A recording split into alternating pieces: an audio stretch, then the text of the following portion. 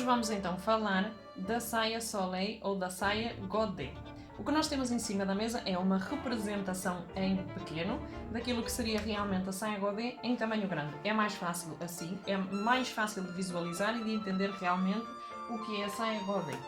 Vamos então partir do princípio que temos aqui como se fosse um prato e que temos um círculo no meio que é exatamente a circunferência da cintura. Como é que nós podemos chegar a este resultado? Vamos então aqui deixar o nosso molde de parte e vamos apanhar um tecido completamente passado a ferro, um tecido aqui lisinho, e vai ser mais fácil de explicar aqui. Normalmente podemos fazer o molde exatamente da mesma forma que eu vou explicar, ou podemos desenhar no tecido, uma vez que é muito simples de elaborar. Este tecido partimos do princípio que é um quadrado e vamos dobrar o tecido uma vez e duas vezes. Vamos ficar com 4 peças de tecido desta forma, ou seja, temos aqui a parte central do tecido e temos então aqui 4 camadas de tecido. Foi então dobrado duas vezes, uma vez na forma retangular e outra vez para alcançar então aqui o formato de quadrado.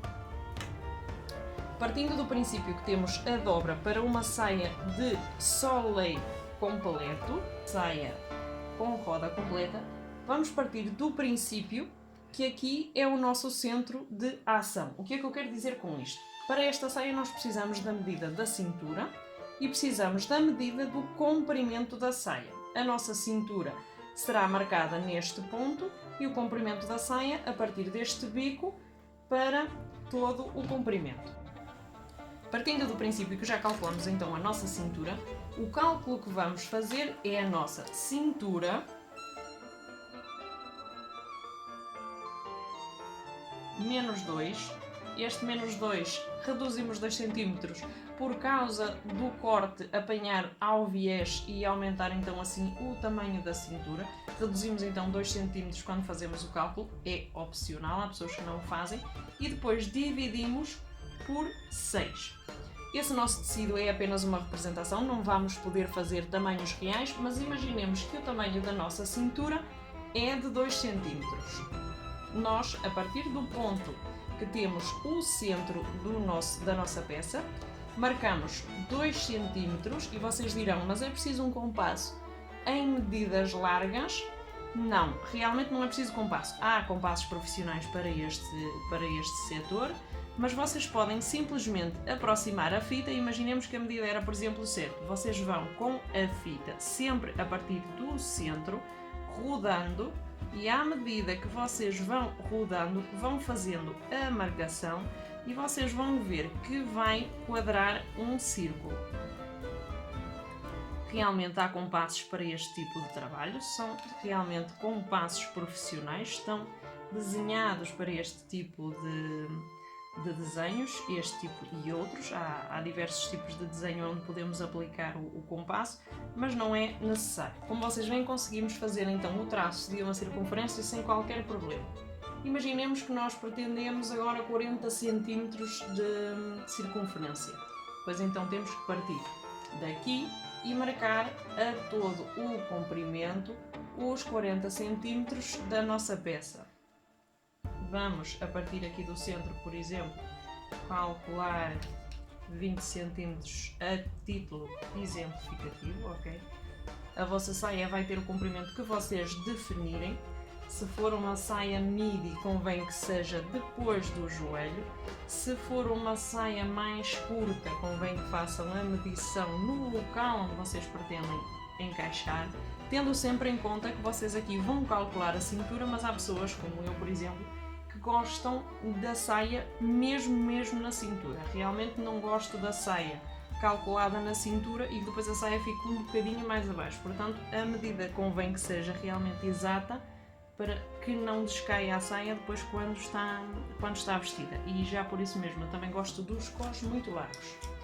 Agora que já temos aqui o desenho, partindo do princípio que vocês sabem a medida da cintura, subtraem 2 cm e dividem esse valor por 6. Esse valor é o valor que vocês têm que marcar para adquirir esta circunferência, ok?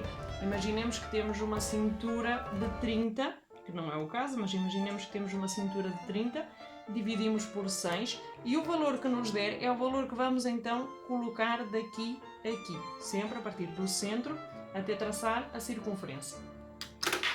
Partindo do princípio que temos a circunferência desenhada e que temos o tecido dobrado desta forma, vamos fazer o corte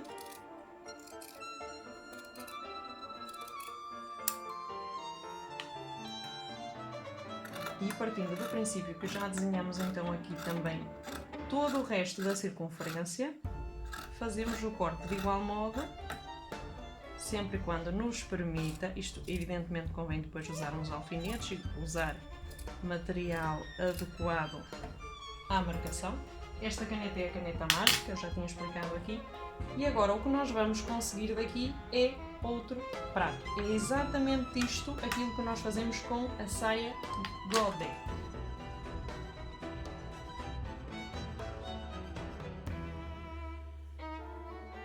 Vocês perguntam-se, que é a pergunta principal, porque esta saia é muito fácil de traçar, mas depois as bainhas já são um caso mais complicado. No caso de vocês me estarem a perguntar, e como é que nós fazemos as bainhas de uma saia Godé? Há duas formas que eu conheça de fazê-lo.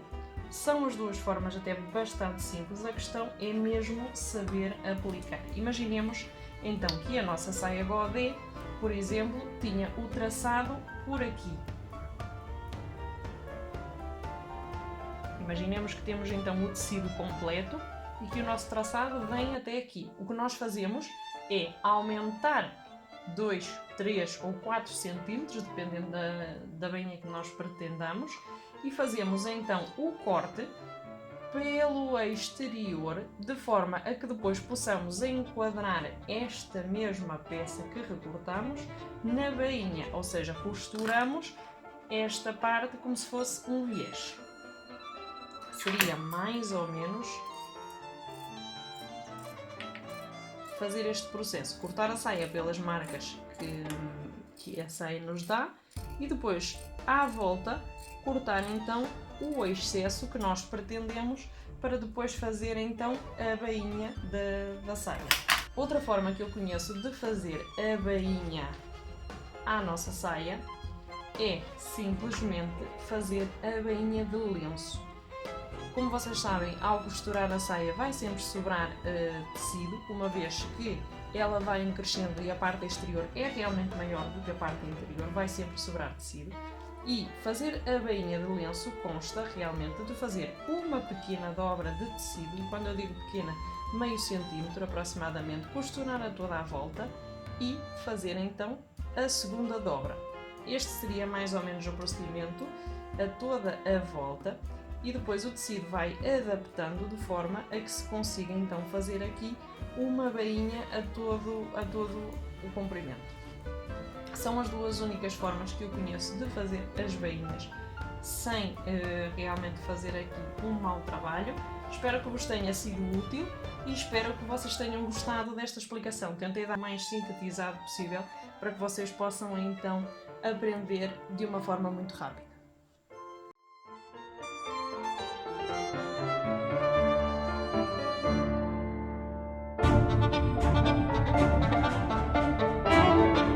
Thank you.